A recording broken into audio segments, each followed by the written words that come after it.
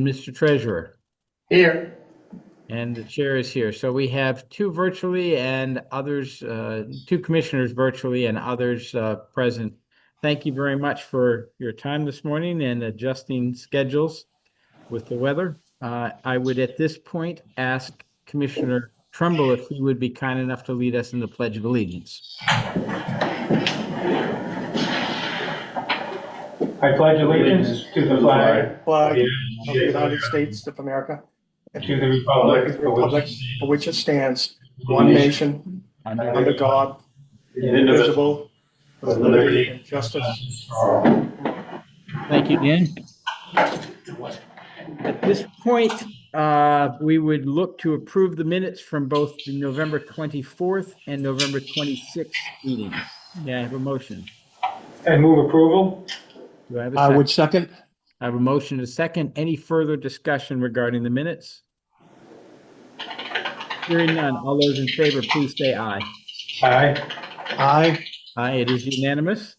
We will enter the public comment section. If there is anyone present, either in person or online, we will allow you up to 3 minutes to speak on an item that is not on our agenda. Do we have anyone online that Yes, Janet Drew. I'm sorry, say again? Janet. Janet. Okay. Good morning, Janet. Hope you had a nice Thanksgiving. Please proceed. The same to you. Janet Drew, York, Maine. I'm a retired nurse. You've been working on your budget and that there's a significant overage, and yet the talk still and the planning still goes on to spend millions of dollars on a new jail. There was an event in the last week to try to raise awareness with the public up there. And they had people speaking in the media there talking about the cost of a jail versus a diversion program that offers people the support they need, that tries to stop them from getting in jail in the first place. Maine has 25% of its adults have a record of incarceration. Meanwhile, Penobscot County, with about 9% of the state's population, has 17% of the people that are jailed, which means you're accounting for a fair amount of the 25%. It's time to try something else. It's time to try something else. We need housing for people. They wouldn't be using drugs if they had a place to live, if they had a living wage. There's lots of things, to help people, but jail doesn't do it. All it does is harm families, impoverish families, create more of the same. Please be good stewards of your people. All of our people, Maine people. Thank you. Thank you. Have a good day. Any other public comments that are online? Not seeing anyone else. Okay, thank you. Anyone in person that is in the audience that would like to make a public comment? No. Okay. At this point, I will close the public comments. Is Dr. Froman with us today, either live or in person, or live or virtually? Oh, yes. I see him coming up. Paul, good morning. Good morning, President. Thanks for joining us remotely. Please proceed. Perfect. Just wanted to touch base with the commissioners. We're actually at the end of a 6-month period of the contract we just renewed, hard to believe, in July. I've been keeping you updated with the projects. I'm really excited to actually report back that the 3 community groups that I have been actively working with all want to actively take plans to their voters in this upcoming year.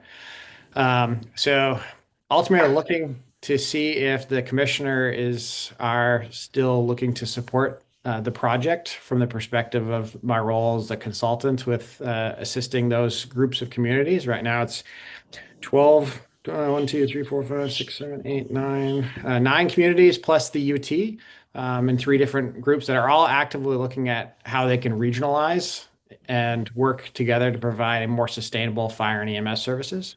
So the contract that we signed in July does allow for an extension So I just wanted to put that in front of the board there. And then also let you know that I have heard from the Maine EMS office that one of the grants we put in for the Millinocket area is up for review and possible funding at the beginning of this next year, similar to the ones that we got for those other two community groups.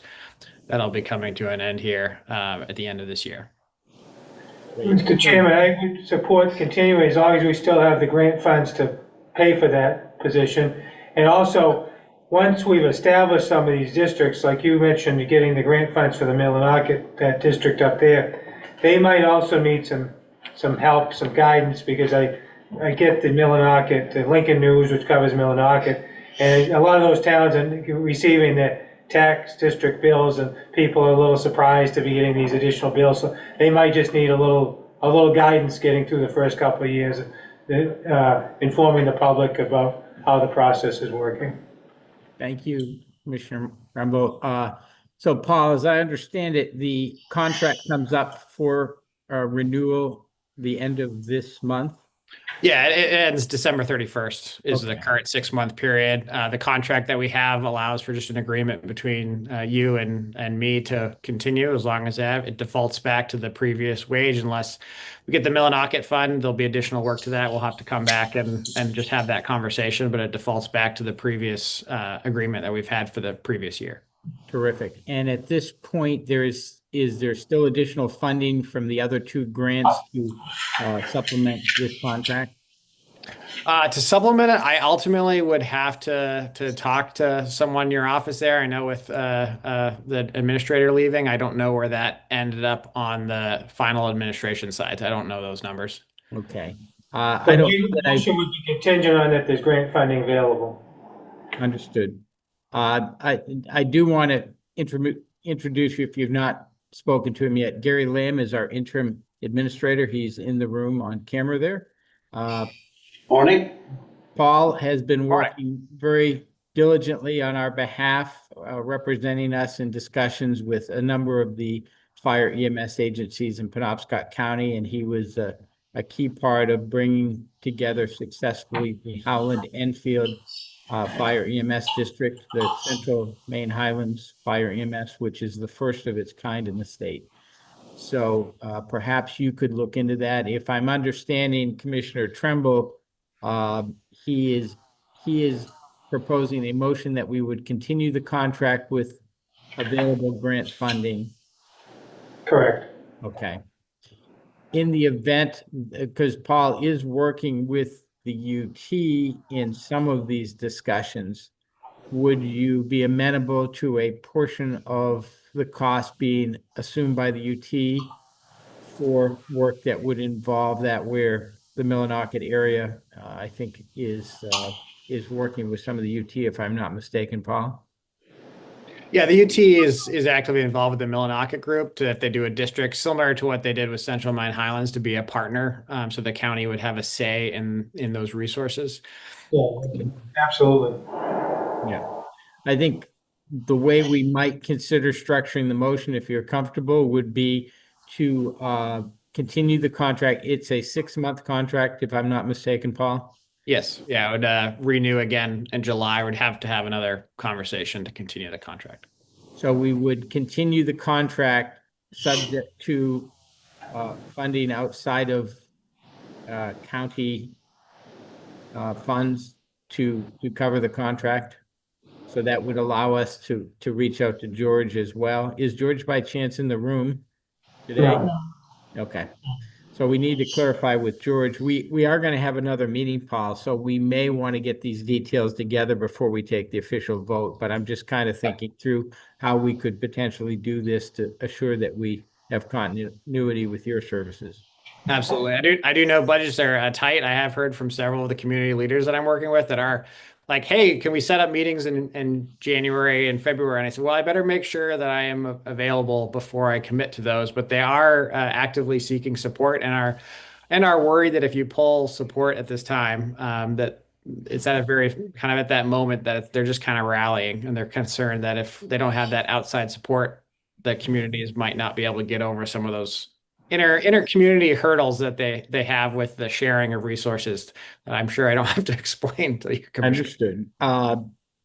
There is obviously a need to clarify where the funding will come from, but I sense from what I'm hearing that there's general support from the commission to continue because you've done a very effective job and we are greatly appreciative of that. So why don't we, Gary, add this to the agenda for the afternoon of the 11th so that we can have a vote on this to give Paul some surety of where things will go. And in that interim, maybe you can check with Brenda and see what is available and check with George to see if he would have some funding from the UT that we could apply to this to put together the 6-month renewal of the contract. Understood. And Paul, I know with the transition, it kind of fell on you to get scheduled, but, and the next time, maybe we could shoot for closer to 60 days out to kind of look at the renewal. Yeah, Yes, sir. that'd be great. Okay. Any other questions for Paul? Seeing none, anything else you'd like to add before we move on? Okay. Thank you very much for being with us, and we really appreciate what you have done, both for Penobscot County and I know you've had some conversations with other counties based upon me talking you up a bit at convention. So thanks for your willingness to do that. No problem. Thank you. You see, I guess one question that just popped into my mind, do you see other areas of the county that may want to engage in these type of conversations?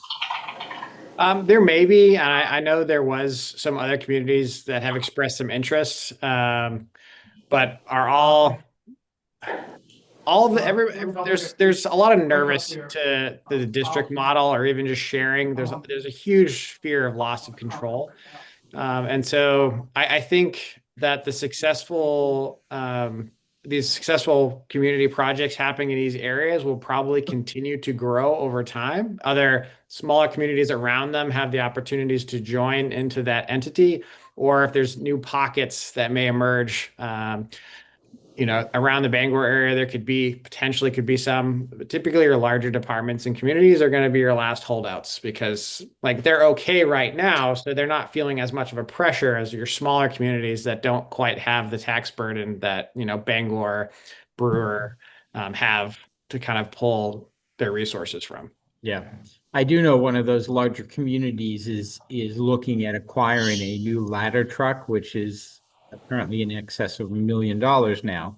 And there are two other communities. It was the Brewer City manager I spoke with. There are two other communities who have expressed the need for a ladder truck. And there were some preliminary discussions, I think, about were there ways to maximize that equipment without each community having to acquire their own unit at the same time.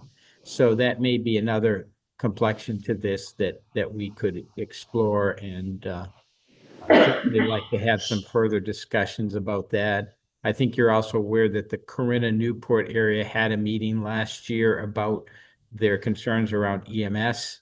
I'm not sure if they have followed through with any meetings. Representative Fredette pulled that together. So there's certainly... No, I don't believe that anything ever really came from that. And Newburgh's kind of in the position of I don't say they're an island, but they're the one full-time larger town with a lot of smaller communities around them. And haven't had any further conversations. And a lot of these communities self-identified. So when people, I hear sometimes they're like, well, you didn't come to my community and make this conversation happen.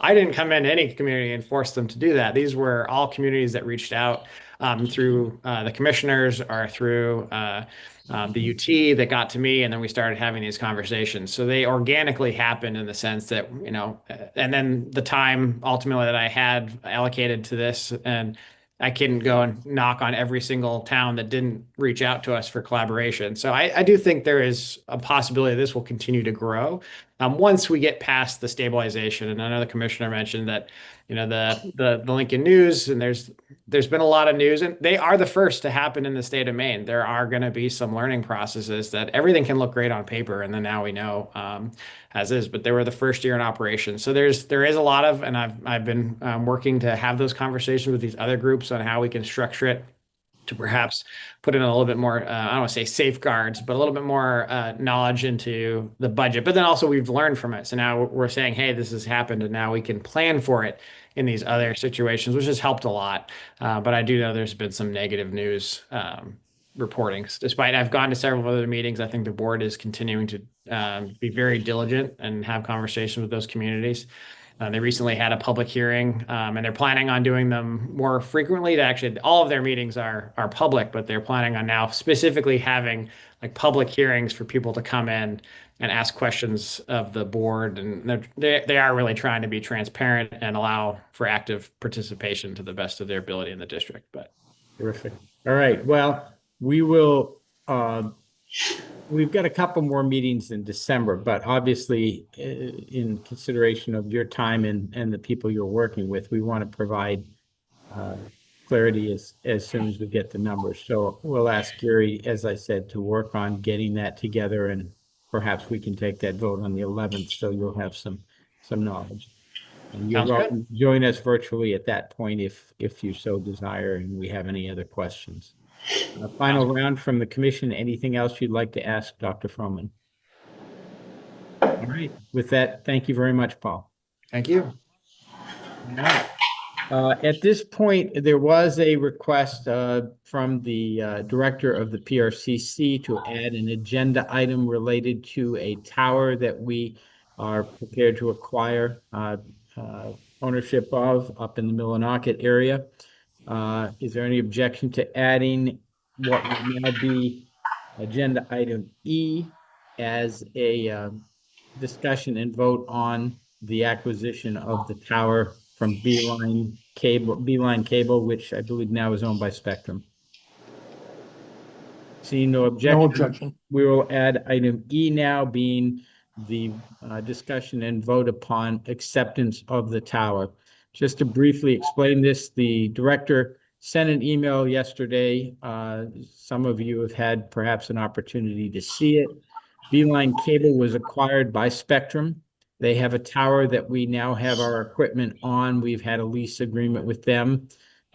There was apparently a redundancy or in the system, so Spectrum did not need that tower. And through negotiations, Director Lavoie has been able to secure an agreement to transfer without any payment that tower to ownership by Penobscot County. The attorneys have been working, both Freddie on behalf of, I believe, Spectrum, and our attorney at Redmond Winchell. They have come up with the paperwork and believe they can close this Friday.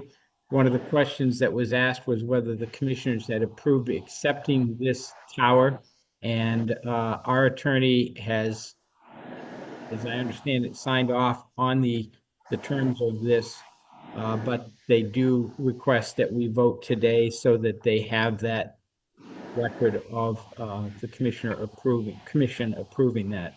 So I don't know if there are any questions. I would attempt to answer what I know of the project. We have heard about it in executive session, so it's not a new item. It's just we never came out and took a formal vote to proceed. I would move acceptance of the donation of the tower. I'll second.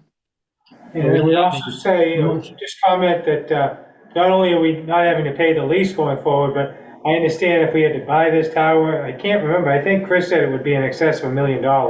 That's correct. Also, I think once this deal is done, the commissioners should send a letter to whatever the company, that Beeline or whoever actually donated, acknowledging the donation. Mm-hmm. Yep. I think that's a very appropriate recommendation, Dan. So the motion is for Penobscot County to accept the transfer of ownership of the Millinocket Tower, formerly owned by Beeline, I believe now owned by Spectrum. I have a motion. Did I have a second? Second. Yes. A second. Further discussion? Hearing none. All those in favor, please say aye. Aye. Aye. And Gary, you will note, as Commissioner Trumbull recommended, that we'll prepare a letter to go out, and Chris can probably do that for us, so we have the appropriate party to send it to. Okay. At this point, item F would now be the administrative report. Take it away, Gary. Thank you, Mr. Chairman. And this Friday, excuse me, not this Friday, but on December 9th, I'll be going down to Two Bridges Jail to get a tour of that facility, as well as attend the county administrators meeting, which I have not been to in the past. So I think that'll be time well spent for that.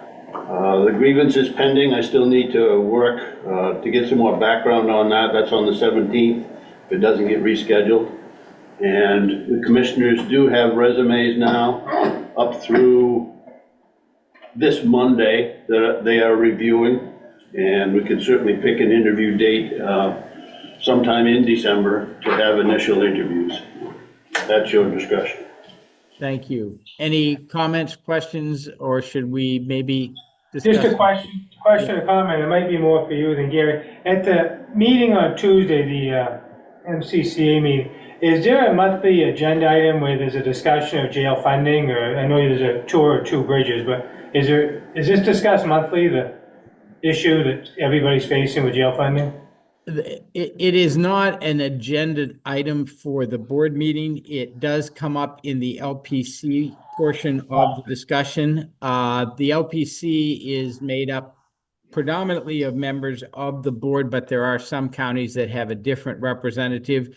They begin their meetings on Monday when legislative session starts. It's a 1 p.m. call, and that is open to all commissioners or administrators to attend.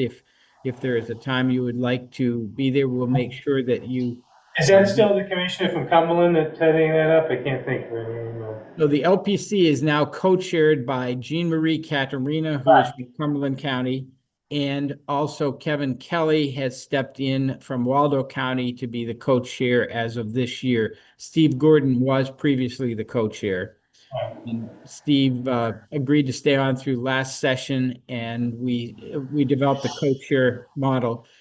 Jim Cohen and his team from Vero provide us with a bill tracking list, which shows what bills are in process and what are new bills that have been added. We do a review of those. On the 15th of this month, we are having an organizational meeting.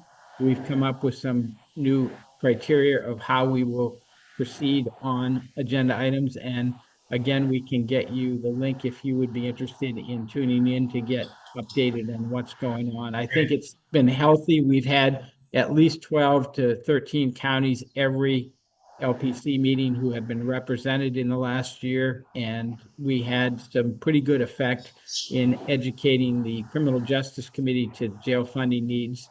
Last year, they did pass a piece of legislation unanimously to provide the jails an additional $4 million in each of the budget years. Unfortunately, when it got to the Appropriations Committee, it did not make it through that convoluted process last year. Great. We are making some progress, but we are trying to engage more effectively with our partners at Maine Sheriff's, administrators, and Maine Municipal, so that we can at least share our policy objectives and make sure we are moving on a similar course. Even if we don't always agree, we don't want to be surprised by a position that one of those other organizations is taking. I will say that Solwyn Millett, Tim Curtis, Scott Ferguson, and several others have been instrumental in providing data for us to share with the legislature. And we're going to continue to hone in on that this coming session. And I would also recommend maybe once we get through our budget process with the budget committee, maybe sometime in January, early in the year, maybe January, we should try to get the whole Penobscot County legislative delegation together, either right here, or we can meet them at Augusta, wherever we get them together. And I think they need to be an advocate for us on this jail funding issue. I couldn't agree more. And I think it would be helpful that we put that plea out next Thursday, since several legislators will be in the room, to see if they will help us in organizing an informational meeting for our delegation. We have, to my knowledge, 22 or 23 legislators who represent some or all of Penobscot County. So certainly want to engage as many of those as we can. As you probably know, Dan, some counties meet regularly, bipartisan meetings in Augusta to go over issues that have impacted their county, and we've just never been able to get that together effectively in Penobscot County, and I think it's far past time to do that. Great. Okay, so maybe for the meeting of the 11th, we could, as the commission, put together a request, be it an email or a letter to the county delegation, asking them to join us either in person or remotely. Or, you know, as session starts, I would not be opposed to us having a group that went to Augusta if it was easier to meet with them in Augusta. Right. Okay. The meeting of the 9th that Gary mentioned is it's a in-person and virtual meeting that will take place as it normally does at, the board will meet at 10 a.m. in Lincoln County. Two Bridges has provided us, use of their conference room so we can do the meeting there.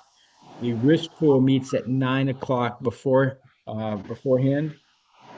Gary mentioned the administrators, they will be meeting following the tour of Two Bridges, which takes place at 2 p.m. on Tuesday. At 4 p.m. will be the McCam, the administrator meeting. Following that, there will be a reception, and for those who are staying over, we've arranged with the hotel to have a dinner there too. It will be the expense of the attendees for their meal, but certainly a chance to get together and talk about some of these issues. I think I've covered most of the MCCA issues. There will be a schedule coming out the first of the year for our meetings. We plan on having 5 in-person events next year for MCCA. That would include the January annual meeting, the May and July in-person meetings, the convention in September, and then the December meeting would again be a year-end get together so we can conduct business and just sort of look at where we're at going into the new legislative session. Any questions or comments regarding that? I do have a question. Do you want me involved in that LPC? I think that would be of probably of interest to you and certainly would be helpful. I think with your experience as a municipal official, you may have some perspective that could be useful as we discuss this. As you probably know, Gary, Tim Curtis in Somerset was the former Madison town manager, and he has been, as I've said, invaluable in helping us understand some of these things logistically. Yeah, I spent about almost a decade on the MMA municipal side of the LPC, so I'm happy to try and help. Thank you very much. Okay. Anything else from the commissioners on those items?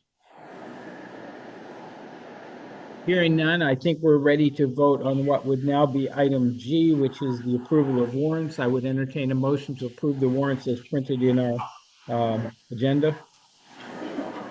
So moved. Second. Have a motion and a second. Any further discussion?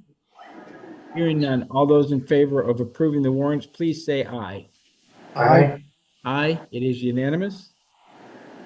At this point, is there any other items to come before the commission before we ask for an executive session? Tony, do you have anything?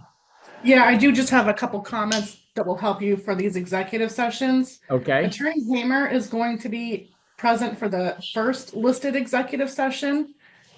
We did not think you'd get through the rest of your agenda this fast, so he's not available until about 10. okay. So I recommend we take up the other 2 executive sessions first. We're gonna be done by 10, right, Andre? You have a 10 o'clock, don't you? Yeah, I actually have an hour difference in this time zone. So my meeting has actually been accelerated to 9:30. So that would be 10:30 your time. So I'd have about 30 minutes to cover things. So if there are other executive sessions that we don't need Mr. Hamer for, maybe we can proceed to those. Okay. Yes, items 2 and 3, we do not need Attorney Hamer. item 2 and 3. So that would now be what's on the agenda is H and I, which would be I and J. Correct. Okay. All right. So at this point, we would entertain a motion. Sheriff, I see that you are with us. I assume you are on for the executive session, but is there anything else that you would like to add since we've had an abbreviated meeting here? Yes, thank you. I wasn't on the agenda. I did ask to be put on the public comment portion because I wasn't on the agenda. Okay. I do have just 3 quick comments I'd like to make.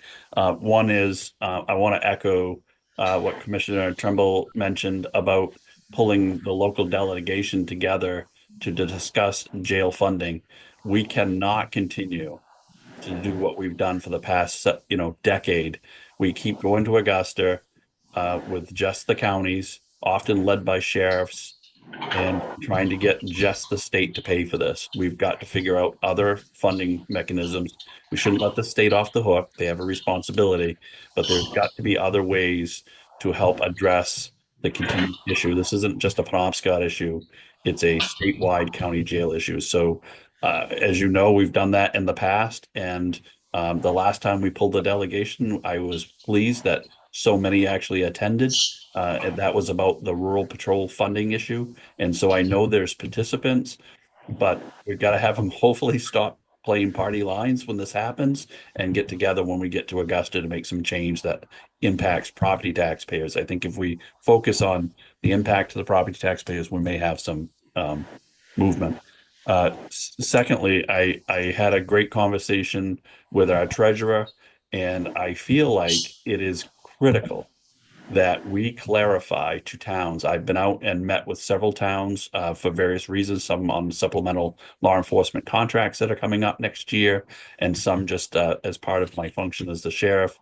Just the other night during snowstorms, I was met with a select and fire chief from a local department. There continues to be a perception that every single town is going to receive a 20% increase to every town. And that is simply not the fact. And I think that we need to clarify, and the treasurer did a tremendous job showing me some data of the impact to individual towns. We understand that there's going to be an increase in the budget to address the shortfalls, mostly because of boarding in the jail. But other impacts to the county budget. But I feel like, again, these towns, just yesterday, I spoke with another town yesterday who said their town personally was receiving a 20% increase. That's not true. And I think we've got to make sure we clarify, and hopefully we can do that at the December 10th or 11th meeting. Perhaps the treasurer or the staff can show towns the rough estimates as to what the true impact to their community will be. And then just lastly, I want to make you aware of a situation, obviously, because of the person's medical and mental health condition. I won't share a lot of information, but we have been guarding an individual in the hospital for 22 days. And this person has been court ordered by a judge and a medical physician through the involuntary blue paper process. And the state does not have the capacity, or tells us they do not have the capacity to take this individual. We have communicated every single day for the past 20-something days to both Dorothea Dix, Riverview, the Maine Department of Corrections. I've emailed the governor's office, and it is finger pointing over them, their agencies, not having capacity to take this person. This is a person that has some violence and serious mental illness. Under the current treatment program that they have, it cannot be done in the county jail. And we have been guarding this person at overtime. We are absolutely burning up our staff. We have tapped into patrol to try to help cover shifts. But again, this is not uncommon. That's the problem. This is not uncommon. I currently sit on a board with Senator Rachel Talbot Ross to talk about this very issue. and how often this is happening across the state. This occurs outside of the jails as well. There are people sitting in the hospitals that impact our emergency rooms, emergency departments, and hospitals because they're unable to get them moved out of hospital rooms to these state facilities. So again, I want to bring that to your attention. This needs to be a larger voice when attempting to hold the state accountable for accepting and taking folks that have been transferred to them. Sheriff, I understand the cost of this one individual is approaching $25,000. Is that right? Well, over 22,000 already, right? We're at 22,000. Obviously, it didn't help with a holiday in the middle, Commissioner. So where they've been, the judges order them into state custody. We're the nice guy taking care of. Why can't we just tell the Commissioner of Department of Corrections, listen, they've been ordered into state custody, midnight tonight, we're done with the individual. It's your responsibility, and we're not guarding the person anymore. What happens in that case? So I appreciate that. I wish we could do that. I would do that with a lot of others. But two things. One is this is a very dangerous individual, so we're not walking away. Two, he doesn't belong to the Department of Corrections. This isn't a Department of Corrections issue. It's a state forensics issue. Dorothea and Dix in Riverview. Often when somebody has a criminal charge, Dorothea Dix or Riverview, who cannot house them, will transfer them to IMHU, which is DOC. But this is not a DOC issue. As a matter of fact, as critical as I can be at times with the State Department of Corrections, they've communicated the most with us. Their staff, I emailed the commissioner directly myself, Commissioner Liberty. A staffer of his has been back and forth in conversation with me, but their facility is full. So somebody other than us that must be responsible for this. I mean, who's going to take responsibility? Who is it that's passing the buck? Well, there's only one person that runs the state. I mean, it's from the governor's office or the commissioner of the Department of Health and Human Services that oversee both of those facilities. And again, Commissioner, their challenge is, or they tell us, that they do not have staffing or capacity to manage this type of individual, somebody who is extremely violent. I absolutely understand. So again, this reminds me, Commissioner, I'll be very frank. This reminds me of the jail funding, the jail boarding issue. I've been talking about this for decades, and it seems to go on deaf ears. MSA has been talking about this for decades. We've brought it forward with Senator Charlotte Warren at one point. We've had committee after committee talking about this. We're doing it again with Senator Talbot Ross. Again, just talking about them. And there's been no change in fixing the capacities. As you know, I was outspoken, although it didn't get much airtime. There are empty beds in those facilities. I understand they probably have staffing issues. I will be their biggest supporter if that's what it takes to get them staffed appropriately. But leaving people in county jails or forcing them into the state prison system simply because they're mentally ill is the wrong thing to be doing. And of all the groups that oppose everything about the jails, I don't understand why this isn't one of their main issues. We should not incarcerate people simply because we don't have a bed to put them in. Unfortunately, this person has very erratic behavior and can be violent at times, and other times they're not. So again, I'll go back to say this. I've been talking about it for 10 years, but now when we attach a $22,000 bill to it, we might catch some attention that this is a problem. These are the things that impact our budgets, that I could share example after example. And again, it's not a Penobscot issue. This is happening to county jails across the state, and hence why they continue to have challenges within their budgets. So sorry to take so long, but these are important. It's an important issue, yeah. Sheriff, you've indicated you have communicated with the governor's office. Is there a contact there that you can share, or? No. Okay. I'm hoping Commissioner Trumbull can make the call. All right, understand. This is certainly a a concerning issue both for us in the county and for me as president for MCCA. I did have a request from one of the other administrators if they might bring this up to the Jail Standards Council. Are you okay with us sharing that information with them? I think you need to be extremely cautious that we not share individuals' medical, mental health diagnoses. Absolutely. Certainly not their name, as we've obviously I didn't share any of that with you folks. But I think we have to be cautious of that. But the medical mental health folks for the state are well aware of who it is and what the situation is. Again, it's troublesome. A judge signs this. A doctor authorizes it. Can you imagine if I just decide that I'm going to stop following the judge's orders after somebody's been ordered to be placed in in the custody of the Commissioner of Health and Human Services? Okay. Well, certainly we do not want to inappropriately disclose anything, but this is an issue where somebody was arrested due to apparently a mental health issue that culminated in violation of some law, which put him in your care. We now, the county, absorb the financial responsibility, but we are not in a position with our facility to provide the appropriate housing for someone in this condition. So, and mind you, commissioners, you've heard me say, not only are we providing staffing in the hospital, we're paying the bill to the hospital. Yep. So that 22,000 is only the overtime. That doesn't include whatever the healthcare bill will be. That's correct. And again, the cost that it drives on the entire facility. We've been at bare minimal staffing, which burns out staff, which causes more folks to need to take time off because they're tired. We've tapped into detectives and patrol to help staff some of these.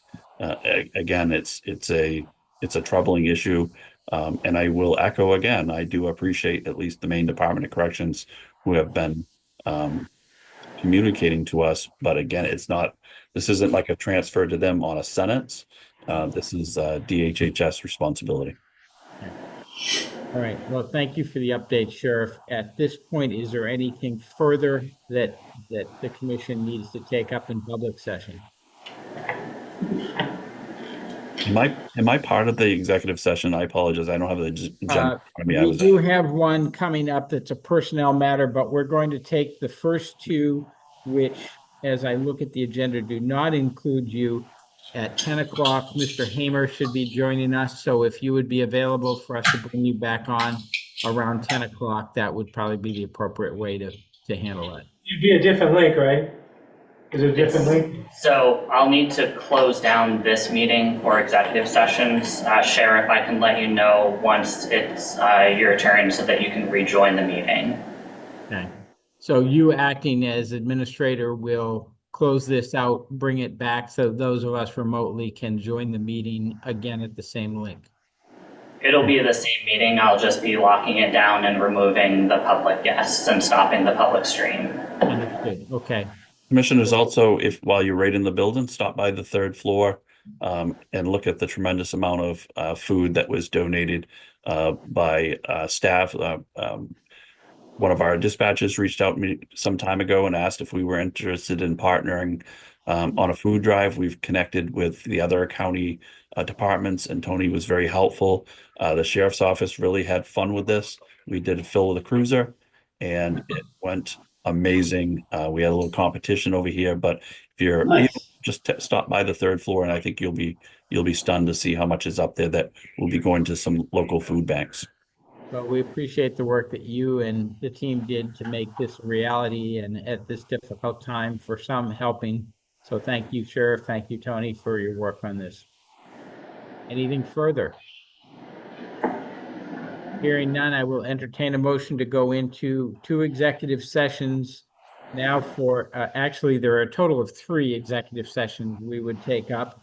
All our personnel matters. The first 2 we will take up involve the commissioners, the treasurer, Administrator Lamb, Director Dyer, Director Palmer. Can I have a motion for those? And then we will add the sheriff and captain and Director McDonald for the third executive session. I'd entertain a motion. So moved? I have a motion. Do I have a second? You're muted, Commissioner Marshall. Is he still on? I think he already left he may have left us. Okay, then I will second that motion. Is there any discussion? Hearing none, all those in favor, please say aye. Aye? Aye, it is unanimous. I do Alright. still see two people as Yes, an I- attendee. Sorry, just a moment to lock the webinar and Thank you. stop the public stream. We'll take a quick moment.